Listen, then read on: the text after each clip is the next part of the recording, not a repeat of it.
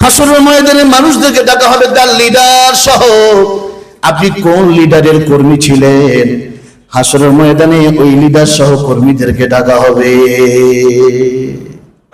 ইয়াউমা নাদউ কুল্লু উনাসিন বিইমামিহিম, যারা মূল দায়িত্বে যারা থাকেন, যে যেই দলের অনুসরণ করবে, মান তাশাব্বাহা বিকওমিন ফাহুয়া মিনহুম, যার সাথে যার মহব্বত তার সাথে তার কিয়ামত। অন্য হাদিসে নবীজি বলেন, আল মারউ মা মান আহাব্বা, যে যাকে মহব্বত করবে অনুসরণ করবে তার সাথেই তার হাসর হবে। দেশের এই কঠিন এক পরিস্থিতির মধ্যে ছাত্র ভাইদের কাছে আবার যে আবদারটা রাখবো, গণতান্ত্রিক ভাবে কোন চাওয়া কিছু আবদার করা সরকারের কাছে এটা গণতান্ত্রিক অধিকার, কথা ঠিক না বেঠিক? কিন্তু জ্বালাও পোড়াও ভাঙচুর করা, এভাবে কোনো মতই এরকমের কোনো কাজ করা যাবে না। কারণ এদেশ আমার, এদেশ আমাদের সবার। আর ক্ষতি যে পর্যন্ত হয়েছে, একটা সম্পদ ধ্বংস হলে সম্পদটা আবার হয়তো অর্জন করা যায়। যেই মানুষগুলো, ছাত্রগুলো, যেই জীবনগুলো চলে গেল, এগুলো তার এই পৃথিবীর মুখে আর কোনোদিন মিলবে না। দায়িত্বশীলদেরও সতর্ক হওয়া উচিত। একজনে বললেন যে এই পুলিশের মধ্যে জঙ্গি ঢুকিয়ে গুলি করছে, জঙ্গিদের ধরেন, অসুবিধা কি? আবার কদিন আগে এক প্রশাসনিক কর্মকর্তা বলছিলেন জঙ্গিদের যে অবস্থা, এটা এদেশে আর জঙ্গিরা মাথা উঁচু করে দাঁড়াবার কোনো শক্তি নাই। সে বলছেন শক্তি নাই, আর একজনে বলছেন জঙ্গিরা গুলি করছে পুলিশের মধ্যে ঢুকে। আবু সাইদকে হত্যা করা হলো রংপুরে, 16 বছরের একটা ছেলেকে হত্যার আসামি করে গ্রেফতার করা হলো। লজ্জিত আমরা, লজ্জিত। এর থেকে বেশি কিছু বলতে পারবো না।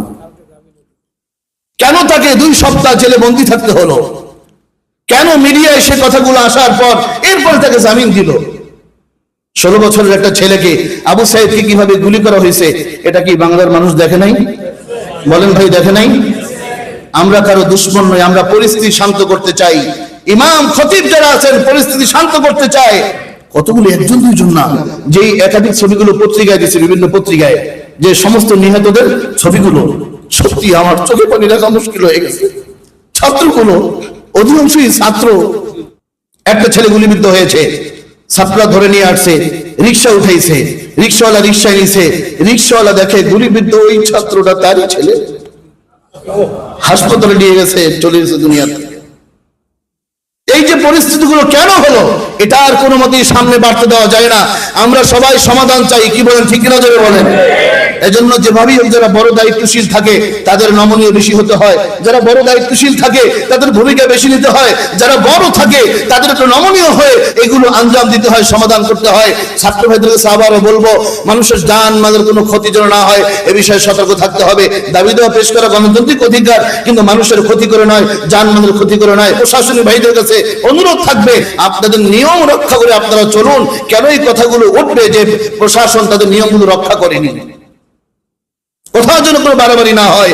এবার আসেন কোরআনের একটা আয়াত দিয়ে আলোচনা সমাপ্ত করছি। আল্লাহ তাআলা বলেন, ইন্নাল্লাহা লা ইউহিব্বুল মু'তাদিন, আল্লাহ তাআলা সীমা লঙ্ঘনকারীকে পছন্দ করেন না।